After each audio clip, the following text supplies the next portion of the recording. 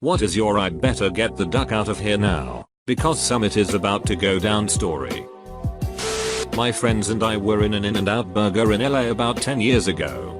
We saw one guy go into the restroom, closely followed by about 8 more. Suddenly there was an incredible ruckus from the bathroom, bodies slamming into the walls repeatedly. Sounds like sinks being torn off the walls, but no speaking or yelling whatsoever. Luckily, there was a security guard in the restaurant. He listened for a moment, stood up, and then jogged to his car and drove away. Needless to say, we didn't stick around to see what was going on in there. But it couldn't have been good. I was at Red Rocks Amphitheater in Colorado for an AS show. I left the concert early to grab something out of my car. On the way, I passed a suspicious looking individual, who moments later fired off a shotgun into the air. I sprinted all the way to my car, and it turns out this maniac was trying to kill one of the openers, Schoolboy Q. Nobody was hurt, and it barely even made the news. But a lot of people could have died if he made it inside the concert. I was driving back to school after Thanksgiving break in the rain about 8 years ago. And as I pass by an exit I see a pickup coming down the entrance ramp next to me really fast, like recklessly fast. I think to myself I better get ahead of this guy so I don't have to deal with merging with him, so I put my foot on the gas. About 10 seconds later I look in my rearview mirror to see the pickup about 100 feet behind me spinning across all 4 lanes. Then a semi which was trying to swerve to avoid him collides and smashes him straight into the barrier as it turns fully sideways across the highway. Huge bang sound as the pickup basically disintegrated. I had to pull over at the next rest stop just to calm down. Front stage for Lamb of God, I think maybe 2012ish. Suddenly people started leaving before the next song. What I didn't realize at the time was I was in the middle of a world record attempt at the largest wall of death at a festival. I haven't noped any harder than that, I don't think. I was doing a semester abroad in London. At the time there were concerns about bombings on the underground trains. During our orientation one of our guides mentioned that if you ever heard the voice on the underground PA system, ask for Inspector Sands. That was code to alert the underground staff that there was some kind of emergency without panicking the riders. One night, after class, I stopped at a restaurant. It was a McDonald's. Sue me, and the cashier forgot my order, causing my meal to be delayed. Once I got my food and finished eating, I headed to the nearest tube station to board a train home, and heard, playing on repeat, "Will Inspector Sands report to the office?" or something similar.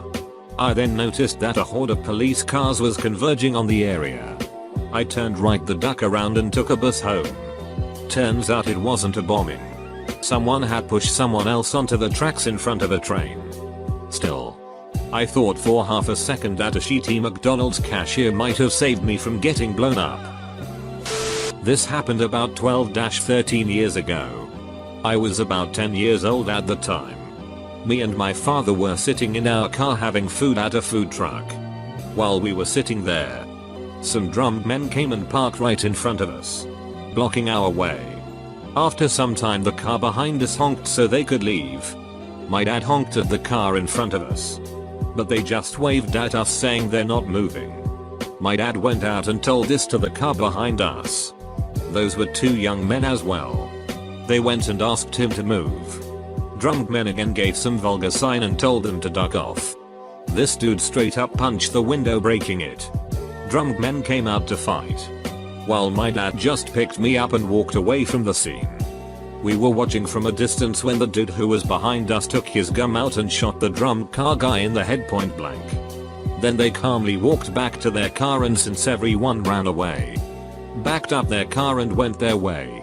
I have a few more, but this was on top of my mind. I was at a house party with a few friends, where pretty much everyone from our college year was invited. One guy, who was affectionately called One Drink Davey, had probably downed about 2 pints of Stella within the hour, and I personally knew he was just a ticking time bomb waiting to explode. Nevertheless, we all sat down to play Ring of Fire. That's when I saw it, his hand raised to his mouth and his eyes closed. I bolted for the door. Just as I make it past the door frame I hear a familiar splash and everyone screaming. 15 minutes later. I thought I'd go back upstairs to assess the damage. Holy shit. It's everywhere. Not just Davies. Apparently he'd started a chain with the sympathy pukers and what I was seeing was about 5 people's worth of vomit all over poor Jane's mother's creamed carpets. I've never been so glad to have been able to detect when someone's going to hurl.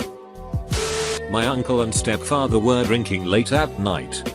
Watching TV while me and a few others were just chilling in the living room. I was 15 I think. There was some shouting outside on our street.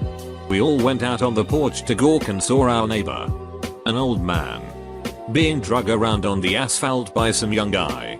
My uncle with his drunken bravado strutted into the middle of it and he and the young man started to push each other. Then my uncle pulled out a switchblade and the guy ran into the old man's house. That's when I decided to go back inside and watched from a window with the phone in my hand. Sure enough, the dude came back out with a butcher knife. The two of them started to struggle. My stepfather jumped in to break it up.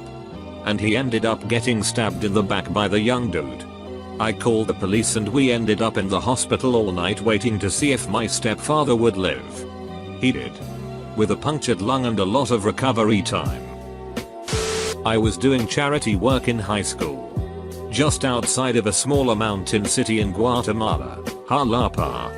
We took one afternoon off to head into the city and check out the markets and whatnot.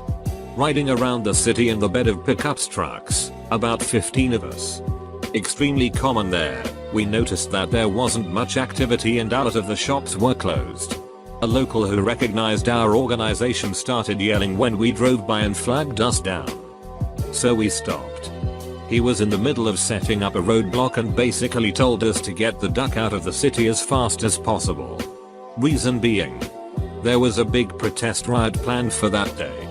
Against Canadian mining operations taking advantage of the surrounding regions. This is a small, almost third world, militaristic Central American country. Every single one of us was Canadian. We could have very easily become the perfect bargaining tool for these rebel groups. Needless to say, we got out of there as quick as humanly possible. Was leaving a bush party with a friend. To do this we had to climb a really steep hill. Not too tough because there were little trees growing out of it to grasp. About halfway up we see flashlights and someone yelled cops. My friend and I turned around and went down. I saw 2 kids rolling down the hill hitting trees. By the time we got to the bottom I decided I should get the duck out of there. But will not. Gave my friend a beer and he ran off. I laid down with my beer in some long grass and didn't move. They never found me and I heard them laughing saying things like haha. This shit is what I signed up for. Eventually I fell asleep and I woke up hours later and walked home. In 2007 I was walking towards Grand Central Station in Nick with headphones in when suddenly I see a couple of people running towards me. And away from Grand Central. At first I don't think twice about it. But then more and more people are running. Down the sidewalks. In the streets. And they look scared. I take my headphones off and ask someone what's going on. They tell me there's been an explosion at Grand Central. I look up and see the smoke. My chest tightens and I turn and I start running.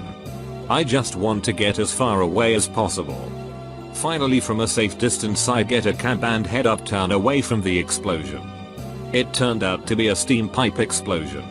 The fears from 9/11 were still running high at this time and everyone had automatically assumed the worst. Luckily it wasn't that bad, although I think one person may have died during the event. But it was scary to be there.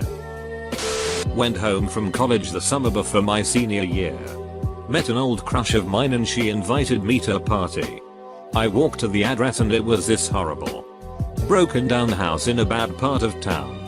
Went inside and recognized most of the people there as old co-students from high school. Had a good time drinking and smoking with them. I was pretty straight lace in high school. I couldn't find my crush. So I went exploring the house. Found her a few other people shooting up heroin in one of the rooms. I'm not a fan of being around intravenous drugs, so I immediately left. I was only one house away before 3 cop cars started coming toward the house.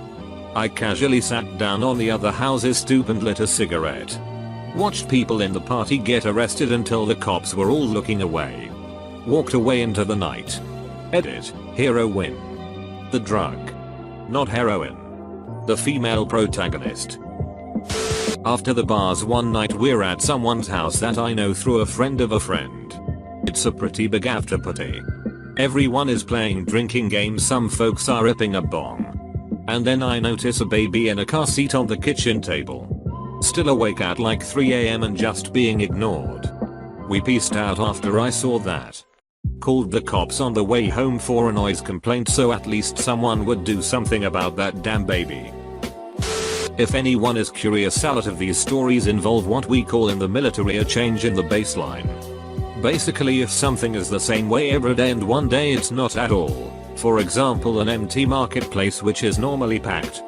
Run fast. Something bad is about to happen. My mom and sister were about to go eat at Twin Peaks and Waco, but they were afraid because there were dozens of bikers and a police van. So they just went home to eat sandwiches. Our house is about 7 minutes from the restaurant and shots were fired before they got home. I was spending 4 weeks in Italy as part of a high school program. Late into the night after partying and little we're in this park, it's summer in Italy and everyone's out and about. There was a festival going on at the time. Some guys I'm with start playing soccer. And soon a group of 5 or so Italian guys come talk to us. The girls on the sidelines. And we're talking with them about our trip. Things get undesirable quickly. First, the guys ask our age. We were high school students at the time. Juniors and seniors. So they said if you're that young. We're that young. Then one of them gets on the phone. I was the only one in my group who could understand the language. And while I wasn't too fluent, I could understand young girls in the park. Turn left and right. Very beautiful. Nice asses. So I look at my friends and translate this to them as we see 10 or so more Italian guys approaching us. We book it to the hotel. In 1996 my ex and I were hanging out on Mifflin Street in Madison. We went to Madison every so often to just hang out. Visit the shops. etc. Had no idea it was Mifflin Street block party day until we got there. But it was cool. Tons of people out. And then more people. And more people. We got out when we saw that one of the pillars where people hang banned flyers. etc. had been lit on fire. Bonfires in the street. People throwing bottles and rocks at the firefighters who tried to put them out. A bunch of police and fire injuries that year. I was at a senior year high school bush party many years ago. A friend had supplied a keg and things were going well. Probably well over 150 people there. At some point in the night, some kids drove up in their dad's brand new Dodge Ram, got out and were trying to start some shit. As they were getting back in the truck, a beer bottle hits the windshield and cracks it. The kids start getting back out of the truck and are instantly ripped out by an angry mob. One of the kids managed to get out of the truck and had a big, heavy chain and started swinging it at people. He got taken out real quick by a beer bottle. Then someone picked up the chain and started whipping the truck. Everything smashable was smashed. This was some Lord of the Flies shit. As I was starting to leave, realizing that cops were certainly going to show up, someone jumps into the truck, drives it right into a giant bonfire, then hops out. I left a little faster after that. This was some insane shit for a bunch of 17-18-year-olds. We were vacationing and kayaking in Colorado and were driving out of Aspen heading back towards the Arkansas River area. The path that goes between the two is very narrow and winding, and there are multiple signs stating the maximum trailer length. Something like 24 feet or so. Not far out of Aspen. We start up a long straight and steep hill when I noticed a loaded 18-wheeler with a 50-foot trailer careening down the hill towards us. The brakes were smoking and he was hauling ass. I knew there was not enough room for the both of us because on the left side was the rock-walled mountain. And on the right was a guardrail and a huge drop-off of several hundred feet. We were on the right side and I quickly looked around and found this tiny spot I could stop and back into.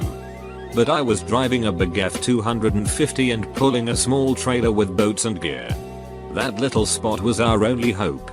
So I slammed on the brakes, jammed it into reverse and hauled us backwards and somehow didn't jackknife or run into anything. Just as the truck came down the road I thought it was going to hit us and knock us off the guardrail. But somehow he managed to just miss us. The air shaking the truck while we were right next to that cliff was terrifying. Good thing I can back the shit out of a trailer. Edit. Words. It's not mine, but my aunt is very spiritual kinda lady. And if she has a bad feeling she won't do it. She is from Peru and had been training for weeks to run the Boston Marathon. The day before the race she swears she felt like something tugging her body away and that something was not right about the event and left to go visit family instead. The next day the marathon bombing happened. When I was a kid, I was trick-or-treating with 3 of my friends. One friend and I looked back and saw that these notorious local bully older kids were following us. So we kind of tried to gesture whisper to our other 2 friends like, come on guys, let's GFTO. It's bully guy and his bully friends. Well, our 2 friends were too cool to be scared. So me and the one friend started walking much faster, putting a large distance between us and our friends the bullies. Our friends even called out something like, haha, where are you guys going? Sure enough, the bullies suddenly ran up, beat up our 2 friends and stole their Halloween candy. I was a classic kid who followed classic kid rules. You see a gang of older bullies, you go away as fast as you can. I may not be cool, but at least I have candy.